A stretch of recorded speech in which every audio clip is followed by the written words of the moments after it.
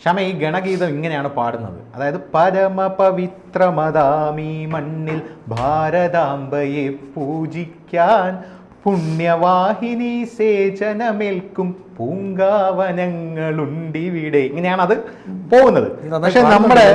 പക്ഷെ നമ്മുടെ ദീപ ടീച്ചർ ഇത് കേട്ടിട്ട് എനിക്ക് തോന്നുന്നു ദീപ ടീച്ചർ തെറ്റിദ്ധരിച്ചു എന്ന് തോന്നുന്നു. ദീപ ടീച്ചർ ഇത് വിചാരിച്ചിരിക്കുന്നത് പുണ്യവാഹിനി സേചനമേൽക്കും പൂങ്കാവനങ്ങളുണ്ടിവിടെ ഇലയും മിതളും പൂവും മൊട്ടും ഇറുത്തെടുത്ത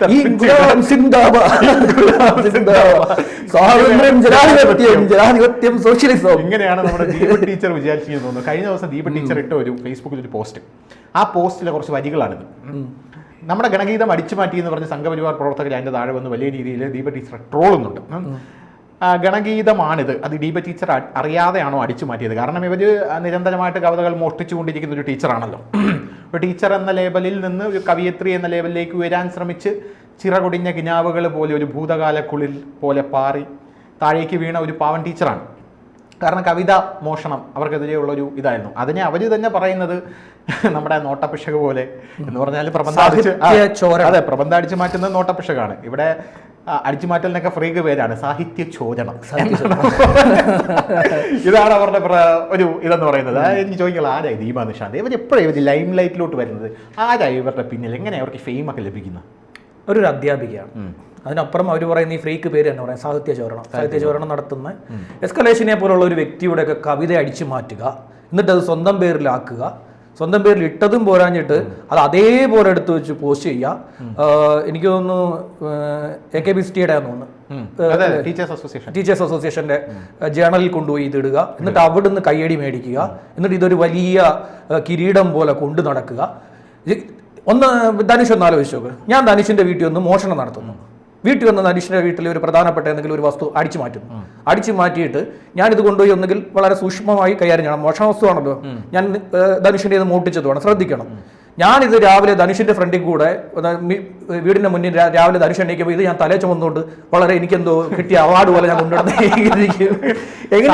ബോധം വേണ്ടേ? കട്ടതോ കട്ടു എന്നാ സൂക്ഷിക്കണ്ടേ, കൊണ്ടെടുക്കുമ്പോ സൂക്ഷിക്കണ്ടേ, അമ്പാനെ ഇതൊക്കെ ശ്രദ്ധിക്കണ്ടേ, അമ്പാനെ ശ്രദ്ധിക്കണ്ടേ, അമ്പാനെ ഗണഗീതം അടിച്ചു മാറ്റി. ലാസ്റ്റ് ഗണഗീതം അടിച്ചു മാറ്റി. അതിനു മുമ്പ് മേഘരൂപൻ അടിച്ചു മാറ്റിയിട്ട് ഇത് വലിയ കാര്യമായിട്ട് കൊണ്ടുവന്നു. എന്തിനേറെ എന്റെ ധനുഷ് ആ മരിച്ചുപോയ നടനുണ്ടല്ലോ ജിഷ്ണു, അദ്ദേഹത്തിന്റെ മരണക്കുറിപ്പ് ഒരു അനുശോചന കുറിപ്പിട്ടു, അതടിച്ചു മാറ്റി കൊണ്ടുവന്നിട്ടിരിക്കുന്നു. അത് വേറെ ഒരു വ്യക്തി സോഷ്യൽ മീഡിയയിൽ ഇടുന്ന വളരെ മനോഹരമായിട്ടുള്ള കുറിപ്പ് അടപടലം കോപ്പി അടിച്ച് ഇവിടെ കൊണ്ടുവന്ന് പോസ്റ്റ് ചെയ്തിരിക്കും. നമ്മുടെ സലീം കുമാർ പറയുന്നത് പോലെ മീശമാധവല്ലേ നന്ദി മാത്രമേ ഉള്ളല്ലേ എന്ന് പറയുന്നത് പോലെ ഇത് നന്ദി പോലും കൊടുക്കുന്നില്ലേ, ഒരു കടപ്പാട് പോലും വെക്കണ്ടേ? അതെ കടപ്പാടെങ്കിലും വെക്കണ്ടേ? അതൊരു ഈ നമ്മുടെ പലപ്പോഴായിട്ട് ദീപ നിഷാന്തിനെതിരെ ഉന്നയിക്കുന്ന ഈ സംഘപരിവാർ പറയുന്ന ദീപയടി എന്ന് പറഞ്ഞ പേരിലാണ് അവരത് ഉന്നയിക്കുന്നത്. ഇനി എവിടെ എന്ത് മോഷണം നടന്നാലും ഇപ്പൊ അത് വരുന്നുണ്ട്, ദീപയടി എന്ന് പറഞ്ഞ നടത്തുന്നുണ്ട്. അപ്പോ ഈ പലർക്കും ഈ വീഡിയോ കണ്ടുകൊണ്ടിരിക്കുന്ന പല ആൾക്കാർക്കും അത് അങ്ങനെ അടിച്ചു മാറ്റിയ കവിത അവർക്ക് കേൾക്കാൻ ഒരു താല്പര്യം കാണില്ലേ? ഞാൻ ആ കവിത എടുത്ത് വെച്ചിട്ടുണ്ട് കേട്ടോ. ആക്ച്വലി അത് കലേഷിന്റെ അങ്ങനെ ഇരിക്കെ മരിച്ചുപോയി ഞാൻ കവിത എടുത്ത് നോക്കി. ഈച്ചക്കോപ്പിയടി എന്ന് പറഞ്ഞാൽ ഒരു തരി പോലും മാറ്റിയിട്ടില്ല. ആ കവിത ഇങ്ങനെയാണ്: അങ്ങനെ ഇരിക്കെ വർഷങ്ങൾക്ക് ശേഷം പെട്ടെന്ന് പൊലിഞ്ഞു പോകും ഞാൻ. അതുവരെ ചുറ്റിപ്പിടിച്ച ബന്ധങ്ങളെല്ലാം പുഞ്ചിരിയോടെ അഴിച്ചു വെച്ച് മരണക്കിടക്കയിൽ നിന്ന് എഴുന്നേറ്റ് വെക്കം നിന്റെ വീട്ടിലേക്ക് കണ്ണി കണ്ട വഴിയെ അപ്പോൾ ഞാനൊരു ഓട്ടമുണ്ട്. ഇങ്ങനെയാണ് ആ കവിത. ഇനി ദീപ നിഷാന്ത് കൊടുത്തിരിക്കുന്ന കവിതയിലെ ആദ്യത്തെ വരി: അങ്ങനെ ഇരിക്കെ വർഷങ്ങൾക്ക് ശേഷം പെട്ടെന്ന് പൊലിഞ്ഞു പോകും ഞാൻ.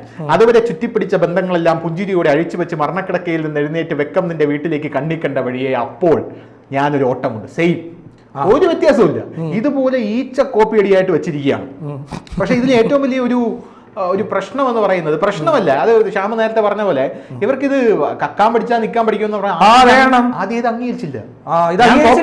അതായത് ഞാൻ ശ്യാം ഇപ്പൊ എന്റെ വീട്ടിൽ വന്ന് എന്റെ വണ്ടി അടിച്ചോണ്ട് പോയി, ഞാനിത് കണ്ടു, അതെന്റെ വണ്ടിയാണെന്ന് പറയുന്നു. പോലീസ് വന്ന് ശ്യാമിനോട് ചോദിക്കുകയാണ്, അപ്പൊ ശ്യാം പറയല്ലേ ഇത് എന്റെ വണ്ടിയാണെന്ന് പറയാം. അപ്പൊ ഞാൻ ഞാൻ ധനുഷിന്റെ വീട്ടിലെ ധനുഷിന്റെ വണ്ടി ഞാൻ അടിച്ചു മാറ്റിയിട്ട് ധനുഷ് ഇത് വലിയ വ്യഗ്രതപ്പെട്ട് ഇങ്ങനെ ഇരിക്കുന്ന സമയത്ത് ഞാൻ രാവിലെ ഞാൻ എന്തുവാണ് ഇത് വളരെ സൂക്ഷ്മമായിട്ട് നമ്പർ പ്ലേറ്റ് മാറ്റി ഒന്നി വല്ല സംസാരം മാറ്റി എവിടെയെങ്കിലും കൊണ്ടുപോയി വിൽക്കണം പൊളിച്ചു വെക്കണം. ഇതിന് പകരം ധനുഷിന്റെ വീടിന്റെ ഫ്രണ്ടിൽ കൂടെ രാവിലെ അങ്ങോട്ടും ഉച്ചയ്ക്ക് ഇങ്ങോട്ടും വൈകിട്ട് അങ്ങോട്ടും ഓടിച്ചുകൊണ്ട് നടന്നവര് ചെയ്യുന്ന പരിപാടി. അല്ല, ഇത് ആ സമയത്ത് സാഹിത്യ ചോദനം നമുക്ക് ആ വാക്യം ഉപയോഗിക്കാം.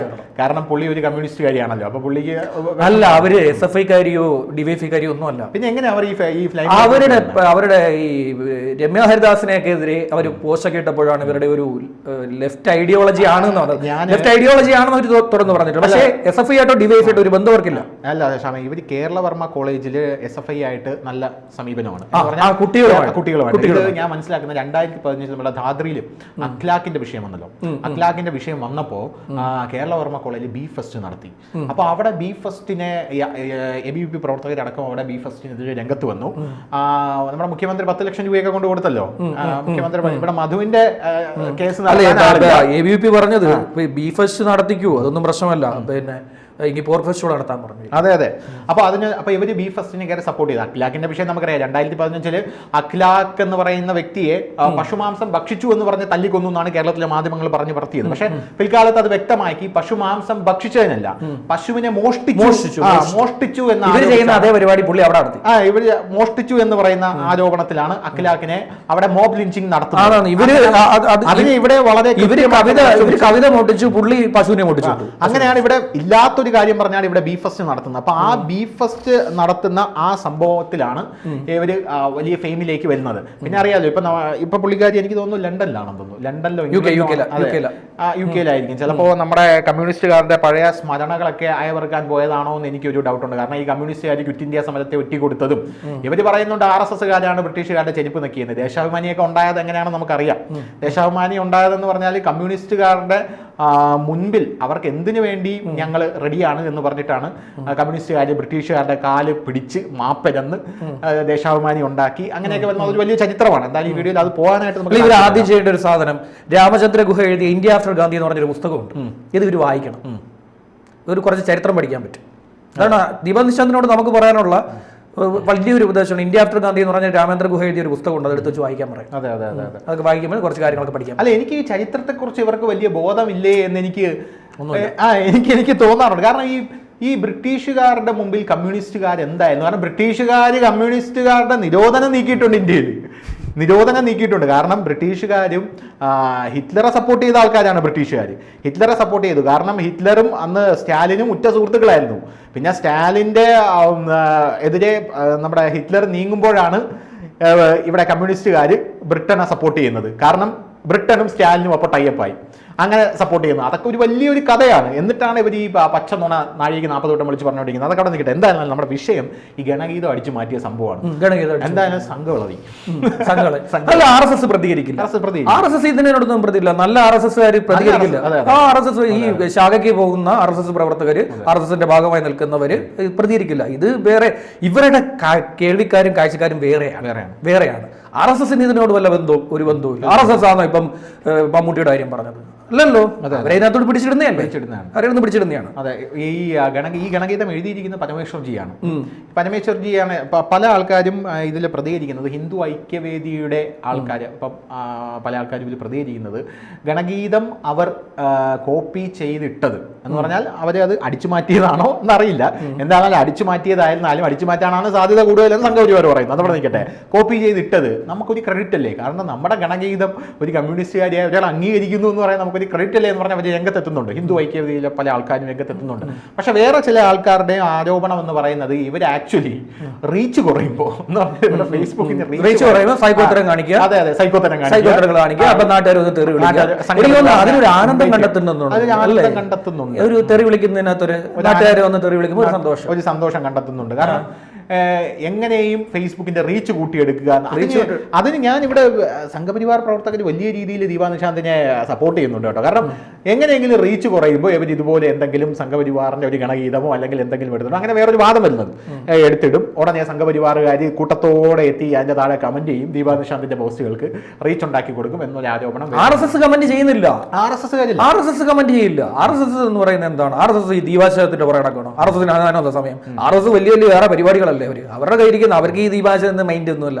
ദീപാശയത്തൊക്കെ എന്തോ പറയട്ടെന്നാണ് അവര്. അല്ല, എനിക്ക് ഉള്ള ഒരു സംശയമേ ഷാമേ, ഈ കവിത സാഹിത്യ ചോദനം കവിതാ മോഷണം എന്ന് പറയുന്നത് സാഹിത്യ ചോദനം നടത്തിയല്ലോ ദീപാ നിശാന്ത്. ഈ സാഹിത്യ ചോദനം നടത്തിയ ശേഷം ഒരു ഉളുപ്പുമില്ലാതെ സമൂഹത്തിൽ വീണ്ടും എങ്ങനെ ഇത്ര ഭംഗിയായിട്ട് പോസ്റ്റൊക്കെ ഇട്ട് ഞാൻ ഇതൊന്നും നടത്തിയിട്ടില്ല എന്ന രീതിയിൽ ജീവിക്കാൻ കഴിയുന്നു എന്നുള്ളത് എൻ്റെ ആദ്യത്തെ ഒരു സംശയമാണ്. ഇനി രണ്ടാമതൊരു സംശയം എന്ന് പറഞ്ഞു കഴിഞ്ഞാൽ ഇവർക്ക് ഈ കവിത കൊടുത്തത് ശരിയാണ് ശ്രീചിത്രൻ എന്ന് പറയുന്ന ഒരു വ്യക്തിയാണ്. ശ്രീചിത്രൻ ഇവരുടെ എനിക്ക് തോന്നുന്നു സഹപ്രവർത്തകനായിരുന്നു തോന്നുന്നു. പുള്ളിക്കാരൻ വ്യക്തിയാണെന്ന്. പുള്ളിയും കമ്മ്യൂണിസ്റ്റുകാരുടെ വളരെ ഒരു എന്താ പറയുക ഒരു കൂലിത്തൊഴിലാളിയാണ്. പുള്ളിക്കാരനാണ് കൊടുത്തതെന്ന് പറയുന്നു. പുള്ളിക്കാരൻ ആദ്യം പറഞ്ഞത് ഞാൻ ഈ കവിത മോഷ്ടിച്ചിട്ടില്ല, കലേഷ് കള്ളം പറയാണെന്ന്. പിന്നെ പറഞ്ഞു കലേഷിന്റെ കവിത ആയിരിക്കാം, ഞാൻ പക്ഷേ ഇത് മോഷ്ടിച്ചതല്ല, ഇത് എനിക്ക് തന്നത് ശ്രീചിത്രനാണ്. ഇത് ശ്രീചിത്രന്റെ കവിതയാണ് എന്ന് പറഞ്ഞാണ് എനിക്ക് തന്നത് എന്നാണ് ഇവർ പറഞ്ഞത്. അപ്പൊ അത് മോഷണമാണ്. അതായത് സ്വന്തം കവിതയല്ല എന്തായാലും. എന്നിട്ടും എടുത്ത് പോസ്റ്റ് ചെയ്തിരിക്കുക. ഇത് ഭയങ്കര ഒരു കോമഡി. ഇത് ഇവര് മാത്രമൊന്നും അല്ലെന്നേ. ഇവിടെ കുറെ ഈ പറയുന്ന ലെഫ്റ്റ് ഐഡിയോളജി ഉള്ള കുറച്ച് പേർ ഇത് ഈ പരിപാടി നടത്തുന്നുണ്ട്. ഈ പിന്നെ മഹാഭാരതത്തിൽ ഭീമൻ നൽകിയ ഛായാമുഖി എന്ന് പറയുന്ന ഒരു കണ്ണാടി, മഹാഭാരതത്തിൽ അങ്ങനെ ഒരു കഥയില്ല. ഛായാമുഖി എന്ന് പറയുന്ന ഒരു കണ്ണാടി ഇല്ല മഹാഭാരതത്തിൽ. അത് എവിടെയില്ല. അത് ഇവിടുത്തെ മറ്റൊരു സാഹിത്യകാരന്റെ അദ്ദേഹത്തിന്റെ സ്വന്തം സൃഷ്ടിയാണത് ഛായാമുഖി എന്ന് പറയുന്നത്. മോഹൻലാലും മുകേഷും കൂടി അഭിനയിച്ചല്ലോ, നാടകമൊക്കെ ആയി വലിയ ഫേമസ് ആയി. ഇതടിച്ചു മാറ്റി സ്വന്തം പേരിൽ കൊണ്ടുപോയി ഇട്ടു വേറെ റഷി. അത് പറയുന്നില്ല, അത് കേസും വഴക്കൊന്നും അല്ലാത്തതുകൊണ്ട് ഇപ്പൊ അത് പറഞ്ഞപ്പോഴാണ് ഇപ്പൊ ഈ പോയിരിക്കുന്നത് ലണ്ടനിലേക്ക് പുള്ളിക്കാരി പോയിരിക്കുന്ന ചിത്രങ്ങളൊക്കെ ഇട്ട് നമ്മുടെ സുനിൽ പി ഇളയിടം മാഷിന്റെ കൂടെയാണ് പോയിരിക്കുന്നത്. സുനിൽ പി ഇളയിടം പറയാം PhD ഒക്കെ ഉള്ള മനുഷ്യനാണ്. എങ്ങനെയാണ് PhD കിട്ടിയെന്നൊക്കെ പല ആരോപണങ്ങളും സമൂഹ മാധ്യമങ്ങൾ വന്നിട്ടുണ്ട്. ആ PhD തരുന്ന ആളുടെ കുത്തിന് പിടിച്ചാണ് PhD വാങ്ങിച്ചത്. മാർക്കൊന്നും എന്ത് വിഷയത്തിലാണെന്ന് വെച്ചിട്ട് ഇതൊക്കെ കണ്ടുപിടിച്ചിട്ട് ആ വിഷയത്തെ കുറിച്ചൊരു 20 ചോദ്യം കൊണ്ട് ഇവരുടെ മുന്നിലിട്ട് കൊടുക്കണം. എന്നിട്ട് ഉത്തരം പറയാം. അവിടെ ഉത്തരം പറയാം. നീ ഉത്തരം പറഞ്ഞിട്ട് പോയാൽ മതി എന്ന് പറയണം. ഇത് എന്ത് വിഷയത്തിലാണ് PhD കിട്ടിയെന്ന് നോക്കണം. എന്നിട്ട് അതിന് ഒരു 20 ക്വസ്റ്റ്യൻ നമ്മൾ ഉണ്ടാക്കണം. എന്നിട്ട് ഇതുകൊണ്ട് ഫ്രണ്ടിലോട്ട് ഇട്ട് കൊടുത്തിട്ട് നീ ഉത്തരം പറയാൻ പറയണം. എന്നിട്ട് പറയുമെന്ന് നോക്കണം. ഇല്ല പുള്ളി അതൊക്കെ വളരെ ബൗദ്ധികമായിട്ട് നേരിടും. കാരണം അവര് പറയുമ്പോ ചോദ്യങ്ങളല്ല ജീവിതത്തെ നിശ്ചയിക്കുന്നത്. പുള്ളിക്കാരന്റെ ഒരു സംസാരം നേരത്തെ പറഞ്ഞ ഛായാമുഖി എന്ന് പറഞ്ഞ സംഭവം പറഞ്ഞതുപോലെ പുള്ളിക്കാരൻ മഹാഭാരതമൊക്കെ ട്രാൻസ്ലേറ്റ് ചെയ്യുന്നുണ്ട്. എന്തൊക്കെയാണ് എഴുതി വെക്കുന്നതെന്ന് എനിക്കറിയാം. ട്രാൻസ്ലേറ്റ് ചെയ്യുന്നുണ്ട്. കാര്യമായിട്ട് ഛായാമുഖി എന്നൊക്കെ പറഞ്ഞിട്ട് കൊണ്ടുപോയി ഒരാളെ സൃഷ്ടിയല്ലേ, അയാളെ സൃഷ്ടിയാണെന്ന് അത് സൃഷ്ടിയാണ് അടിച്ചു മാറ്റി എന്നതിനെ കുറിച്ച് പഠിച്ചിരിക്കണ്ടേ. മഹാഭാരതത്തിൽ ഛായാമുഖി എന്ന് പറഞ്ഞൊരു കണ്ണാടി ഇല്ല. അവർ സംഭവമില്ല. അവൻ ധനുഷേ ഈ പറയുന്നതല്ലേ ഉടായ്പ. രാവിലെ രാത്രി വരുക നമ്മുടെ ഞാൻ പറഞ്ഞ പോലെ ഞാൻ വന്ന് ധനുഷിന്റെ ബൈക്ക് അടിച്ചു മാറ്റുക, ബൈക്ക് എടുത്തുകൊണ്ട് പോവുക. ഇതൊന്നും പോരാഞ്ഞിട്ട് ധനുഷിന്റെ കൂടെ വീട്ടിന്റെ ഫ്രണ്ടിൽ കൂടെ 3 നേരം ധനുഷിനെ കാണിച്ചുകൊണ്ട് കൊണ്ടു നടക്കുക. ഇതൊരു കിരീടം. എന്തായാലും ദീപാ നിശാന്ത് അങ്ങനെ പോസ്റ്റ് ഇട്ടത് കൊണ്ട് എന്തായാലും ദീപാ നിശാന്തിന്റെ ഫേസ്ബുക്ക് അക്കൗണ്ടിന് ഇപ്പൊ നല്ല റീച്ചാണ്. അതല്ലെങ്കിലും റീച്ചാണ്. അല്ലെങ്കിലും ഈ വെറുതെ ഒക്കെ ഇരിക്കുന്ന സമയത്ത് ഈ പറയുന്ന ഞാൻ RSSകാരല്ല, വേറെ കുറച്ച് ആൾക്കാരുണ്ട് ഈ സംഘപരിവാർ ഹിന്ദുത്വത്തോട് പൊളിറ്റിക്കൽ ഹിന്ദുവിനോട് താല്പര്യമുള്ളവർ, പൊളിറ്റിക്കൽ ഹിന്ദുവിനെ കൊണ്ട് താല്പര്യമുള്ള അത്തരത്തിൽ ചിന്തിക്കുന്ന കുറച്ച് പേര് ഇവർ ഇങ്ങനെയൊക്കെയുള്ള സാധനങ്ങൾ ഇവരെന്ത് ചെയ്യും, കയറി പിടിച്ചോളയും. അവരാണ് ഇവരുടെ ഇരയാവുന്നത്. ശരിക്കും അവരെ ഇരയാക്കിയാണ്. സ്വന്തം എന്താ പറയുക, ഇവർക്ക് എപ്പോഴും വെച്ച് കഴിഞ്ഞാൽ എപ്പോഴും ഇവരുടെ പേര് സോഷ്യൽ മീഡിയയിലോ എവിടെയെങ്കിലും ഒക്കെ ഇങ്ങനെ കേട്ടുകൊണ്ടേയിരിക്കണം. അപ്പൊ അതിലൊരു ആനന്ദം കിട്ടുന്നുണ്ട്. ഇവർ ഗണഗീതമാണെന്ന് അറിഞ്ഞിട്ടായിരിക്കും മനസ്സിലാക്കാതൊന്നുമല്ലോ. ഇത് എപ്പോഴും കേൾക്കുന്നതല്ലേ. എപ്പോഴും കേരളവർമ്മ കോളേജിലാണെങ്കിലും വിവേകാനന്ദ കോളേജിലാണെങ്കിലും ABVP രാവിലെ പാടിക്കൊണ്ട് കിടക്കുന്ന പാട്ടല്ലേ ഇത്. എന്തായാലും ആ ഗണഗീതം അടിച്ചു മാറ്റിയില്ല. ഗണഗീതം പോസ്റ്റ് ചെയ്തതിലൂടെ ഭൂതകാല കുളിർ മിസ്സിന്റെ ഭൂതകാലത്തിലേക്ക് നമുക്ക് പോകാൻ ഒരു അവസരം. സാഹിത്യ ചോരയുടെ പോകാനും കൂടെ ഒരു അവസരം കിട്ടി. അതിലൂടെ ഒന്ന് എന്തായാലും ഇനിയും മോട്ടിക്കും കേട്ടോ. ഇനിയും വേറെ എന്തെങ്കിലും കടിച്ചു മാറ്റും. കയറ്റി കിട്ടും. വേറെ എന്തെങ്കിലും കടിച്ചു മാറ്റിയിട്ട് സ്വന്തത്തിലേക്കോട്ട് ഇട്ട് കളയും. നമ്മൾ ഇവര് ചില സമയത്ത് ഈ എസ്കലേഷന്റെ ഒക്കെ ഇവർ അറിയാതെ ചെയ്ത എസ്കലേഷൻ്റെത് ഇവർ വിചാരിച്ചു നല്ല ഫേമസ് ആയിട്ടുള്ള ഒരു വ്യക്തിയാണ്. ഇത് വ്ളോഗായിട്ട് വന്നതാണ് 2011 മാർച്ചിൽ എസ്കലേഷൻ ഇത് എടുത്ത് വ്ളോഗായിട്ട് ഇട്ടിരുന്ന സാധനമാണ്. പിന്നീട് ഇത് ഇംഗ്ലീഷിലേക്ക് പരിഭാഷപ്പെടുത്തി. അത് എന്നിട്ട് അത് പരിഭാഷപ്പെടുത്തിയത് ഓടി, ഭയങ്കരമായി ഓടി. അത് ഇതിന്റെ വരികൾ അങ്ങനെയാണ്, വളരെ ഇന്റൻസിറ്റിയാണ്. ഭയങ്കര ഇന്റൻസിറ്റി ഉള്ള വായനയില്ല.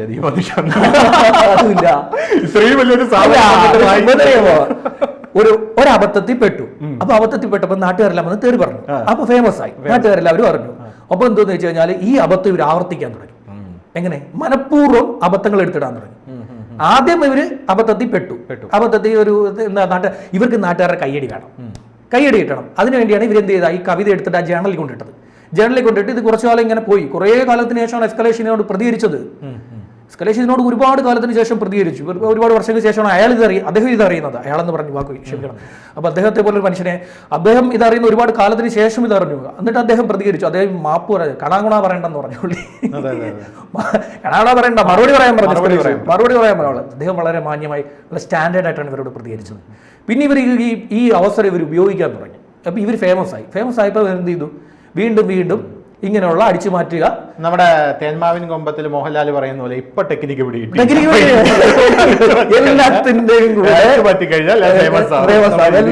പുള്ളിക്കാരി മുന്നോട്ട് പോവുക. ഇനിയിപ്പം വേറെ എന്തെങ്കിലുമൊക്കെ അടിച്ചു മാറ്റി കൊണ്ടുപോകും. ഇനി പോകുന്ന പോക്കിന് മിക്കവാറും ഈ രാമായണ മഹാഭാരതമൊക്കെ അടിച്ചു മാറ്റി. രാമായണത്തിലെ മറ്റേ ഒരു സിനിമയ്ക്കകത്ത് മറ്റേ സലീംകുമാർ വന്നിട്ട്, സലീംകുമാർ ആണെന്ന് എൻ്റെ ഓർമ്മ, അല്ലെങ്കിൽ ക്ഷമിക്കുക, സലീംകുമാർ വന്നിട്ട് മഹാഭാരതത്തിന്റെ കഥ അടിച്ചു മാറ്റി പറയുന്നുണ്ടല്ലോ. ഏതാ മഹാഭാരത കഥ അടിച്ചു മാറ്റിക്കൊണ്ടെന്ന് പറയുന്നില്ലേ? എന്തായാലും സിനിമയൊന്നും എഴുതാൻ ദീപാ നിഷാദിനെ വിളിക്കാത്തത് അവരുടെ ഭാഗ്യം. സിനിമ കാണാൻ വെച്ച് കഴിഞ്ഞാൽ പഴയ സിനിമകളൊക്കെ അടിച്ചു മാറ്റിക്കൊണ്ടു. പഴയ പിക്നിക്ക്, നസീറിന്റെ പിക്നിക് എന്നുള്ള സിനിമയൊക്കെ അടിച്ചു മാറ്റി കഥ കൊണ്ടിട്ടുള്ള ഒരു ഡാം പണിയാൻ പോയപ്പോൾ വന്നൊരു എഞ്ചിനീയർ ഒരു അവിടുത്തെ കാട്ടുവാസിയായ ഒരു പെൺകുട്ടിയെ പ്രണയിച്ചെന്നും അവരെ വിവാഹം കഴിക്കാൻ ശ്രമിച്ചെന്നും അവര് വിവാഹം കഴിച്ചവരുടെ പുതിയ കഥയാണെന്ന് പറഞ്ഞുകൊണ്ടിട്ടുള്ള പഴയ പിക്നിക്ക്. എന്തായാലും ദീപാ നിഷാന്തിന് എല്ലാവിധ ആശംസകളും നേർന്നു. ലണ്ടനിൽ നല്ലപോലെ ദീപാ നിഷാന്ത് സ്വസ്ഥമായി ഏറി നിൽക്കുന്നവരൊക്കെ ഏറി നിൽക്കേണ്ടത് അനുശീലം. ഇവർക്ക് ഏറി നിൽക്കാനാണ് താല്പര്യം. എ റഹീം, ഇവര് ആർഷോ, പിന്നെ ബാക്കി മേയർ, ഇവരൊക്കെ ഒന്നുകിൽ ഇവർക്ക് ഏറിന്ന് താഴെ ഇറങ്ങാൻ താല്പര്യമില്ല, അല്ലെങ്കിൽ നാട്ടുകാരെ ഇവരെ ഇറക്കത്തില്ല ഏറിന്ന്. അപ്പൊ അറ്റൻഷൻ ഗ്രാബിംഗ് ആയിരിക്കും. എന്തായാലും അവരുടെ ഏറി നിൽക്കാനുള്ള ആഗ്രഹങ്ങളൊക്കെ അതുപോലെ സാധിച്ചു കൊടുക്കുന്ന മലയാളികൾക്ക് ആശംസകൾ. എല്ലാ മലയാളികൾക്കും നന്ദി രേഖപ്പെടുത്തിക്കൊണ്ട് ഈ ഗ്രാം സിന്ദാബാ. കൂടുതൽ വാർത്തകളും വിശേഷങ്ങളും നിങ്ങളിലേക്ക് എത്താൻ ABC മലയാളം സബ്സ്ക്രൈബ് ചെയ്യുക, ബെൽ ബട്ടണും അമർത്തുക.